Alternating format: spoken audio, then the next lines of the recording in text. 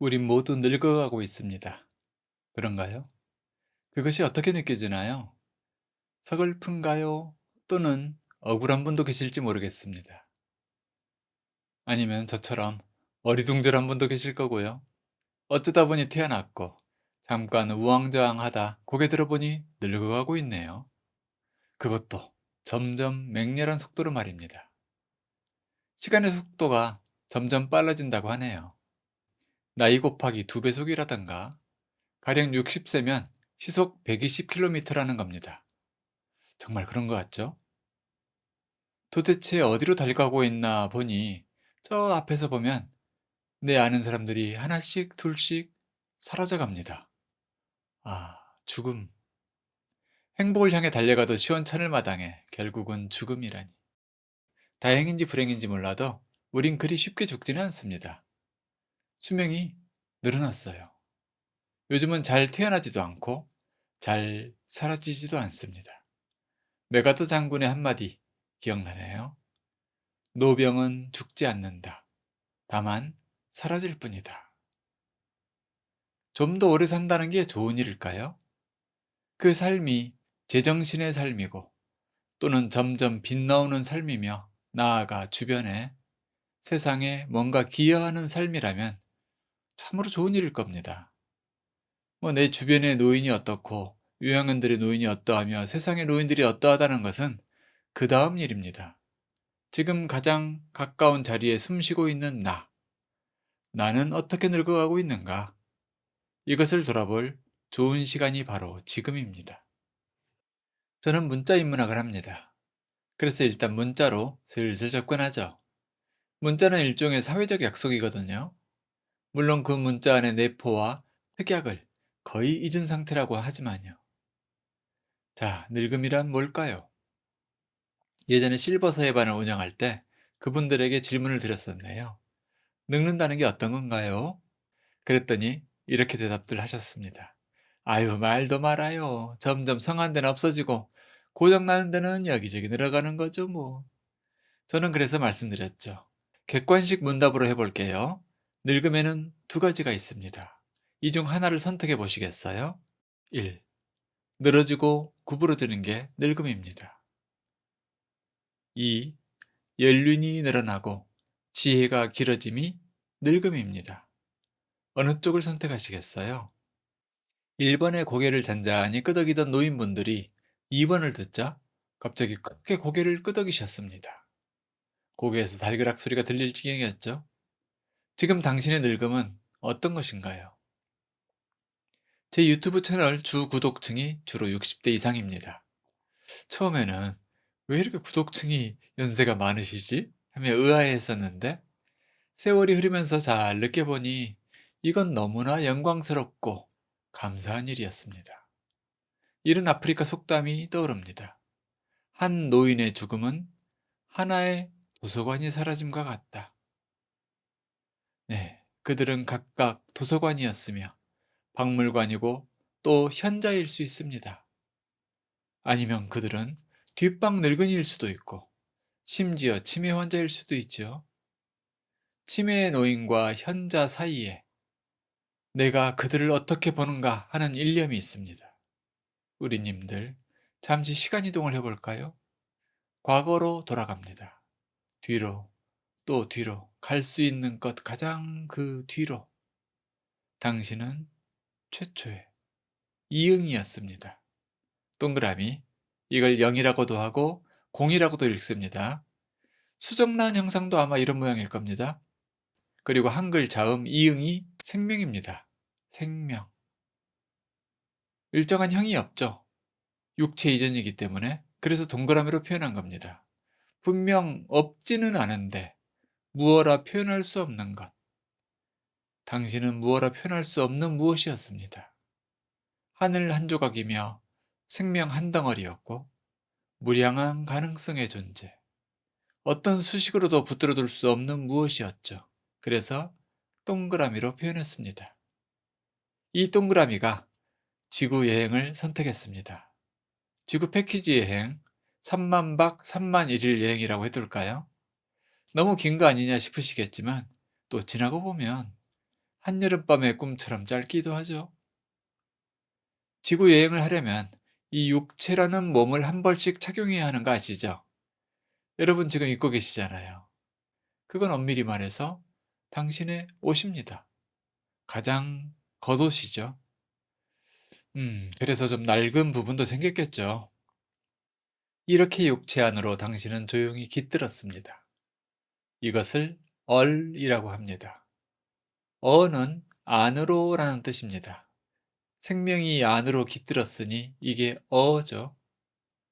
거기에 리을은 에너지의 흐름이죠. 기운의 흐름이기도 하고, 우리 얼은 육체 안에서 흐르고 유동하거든요. 보통은 이 얼이 머리골 속에 머물다가 가끔 가슴으로 이동합니다. 슬프면 폐로 가서 흐느껴요. 사랑할 때는 심장으로 가서 두근거리고, 화날 때는 간으로 가서 소리를 지르고, 용감해질 땐 담으로 가서 담대해지기도 합니다. 그게 바로 얼이죠. 당신은 아기 육체의 몸에 깃들어 태어난 얼입니다. 아기 때는 이 얼이 참 곱고 순수 그 자체죠. 그래서 빛이 납니다. 그 상태가 얼라입니다. 아기 몸도 빛이 나죠, 당연히. 몇 년이 지나면 당신은 이제 사람의 형상을 취해갑니다. 얼 그 자체인 이, 즉 얼인이가 되죠.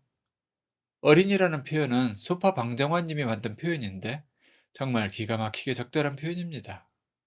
이 어린이가 더 공부를 하면, 학교 공부든 세사 공부든 말이죠. 공부를 하면서 어엿한 한 인간 존재를 이루는데 그 상태를 얼이룬, 줄여서 어른이라고 합니다. 이제 스스로 공부도 하고 일도 하고 가정도 이루고 하는 능력이 생긴 것이 어른입니다. 또한 얼 자체의 독특한 개성까지도 이룬 존재가 어른이죠. 우린 살다 보면 대부분 다 어른이 됩니다. 뭐 100%는 아닐지도 모르겠죠. 거기까진 그리 어렵지 않은데 여기서부터가 난제입니다. 어른 다음에는 무엇입니까? 노인인가요? 그건 갑자기 한자어로 바뀌니 어울리지 않습니다.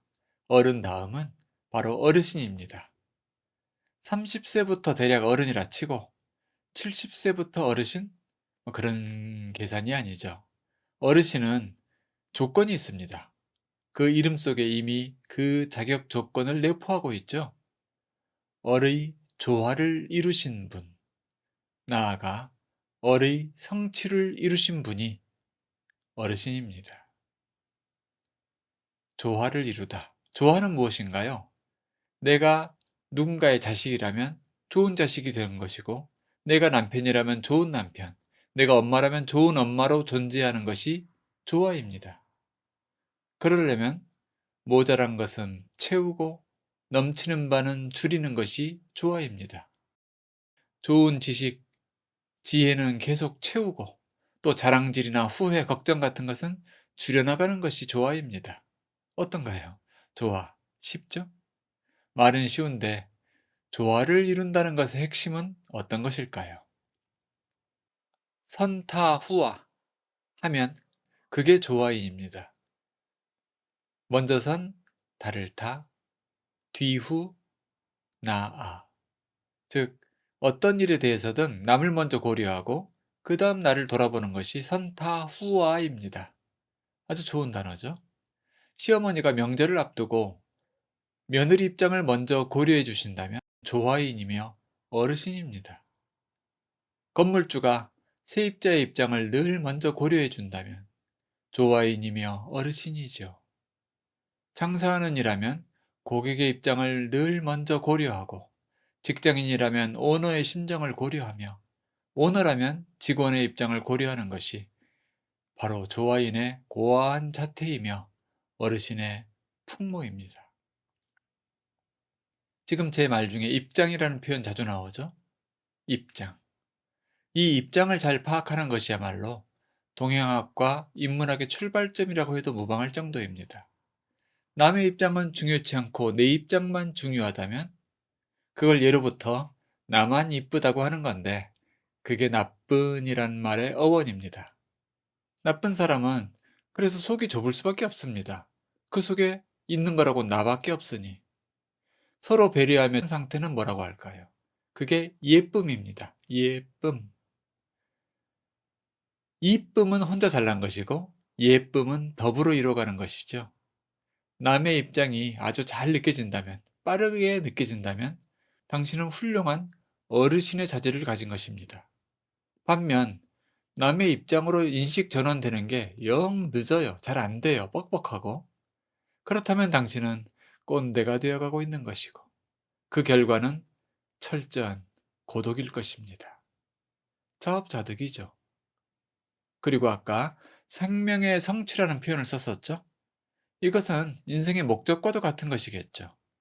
우리는 생명을 성취하려고 사는 것 아니겠습니까? 목적이 없는 인생은 너무나 힘들고 지치는 것이겠죠. 그게 이 험난한 별, 지구에 여행 온 비밀스러운 목적입니다. 일종의 오지 탐험이죠. 그런데 무엇을 어떻게 성취하죠?